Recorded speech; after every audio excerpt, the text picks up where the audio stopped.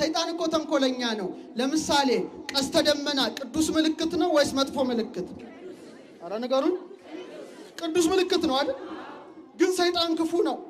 ቀስተ ደመና ቅዱስ ምልክት እንደሆነ ስለሚያውቅ እኛን ለማስጣል ሰዶማውያኑ ምልክታቸውን ምን አደረጉ?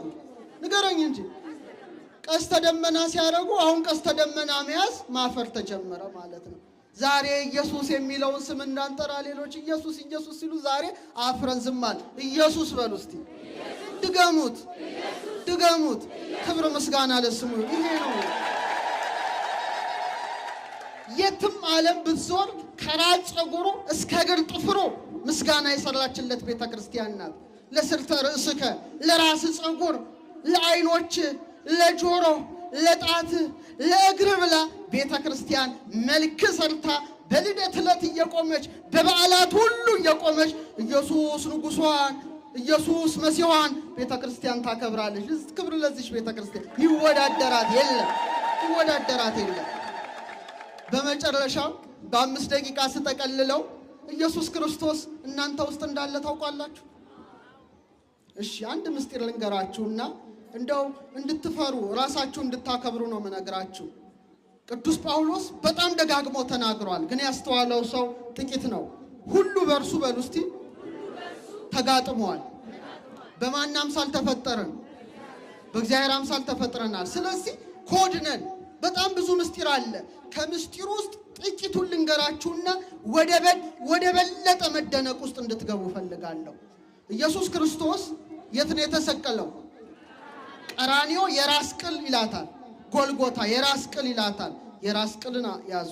በስንት ዓመቱ ኢየሱስ ክርስቶስ ተሰቀለ? ንጉሳችን በ33 ዓመቱ። አስተውል። ይሄን ምስጢር በእያንዳንዱ ሰው ላይ ጽፎታል።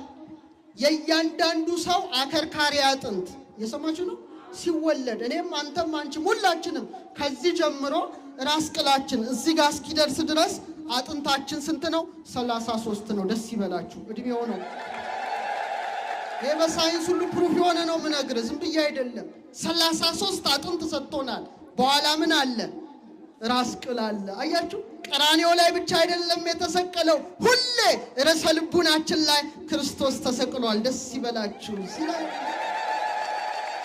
ቅዱስ ጳውሎስ እንደተናገረ ሌላ ጭንቅላት ውስጥ ያስቀመጠውን ምስጢር ልንገራችሁ። እንግዲህ ጭንቅላት ተከፍቶ ብታዩ የጭንቅላት ስፔሻሊስቶች ታውቃላችሁ። ልክ ይሄ ራስ ቅል ሲከፈት ቅዱስ ጳውሎስ እሱ ራሳችን እኛ ሕዋሳቱ ነን በማለት እንደተናገረ የሕይወት ዛፍ የሚባል ነጭ ጥልፍልፍልፍልፍልፍ ያላል እዚህ ውስጥ። እየሰማችሁ? ይሄ እውነት ነው የምነግራችሁ። በሳይንሱ ምን እንለዋለን? ትሪ ኦፍ ላይፍ የሕይወት ዛፍ ይባላል። አይገርምም? የሳይንሱ ማህበረሰብ አርቨርቢቲ ወይም ትሪ ኦፍ ላይፍ ቅጥልጥልጥል ያለ ነጭ ነው እዚህ ጋር ያለው። ተመልከቱ።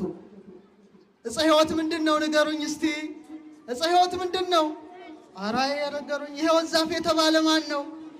ዕፀ ሕይወት ብሂል ዕፀ ስርየት መስቀል። መስቀሉን አትሞብናል። ደስ ይበላችሁ።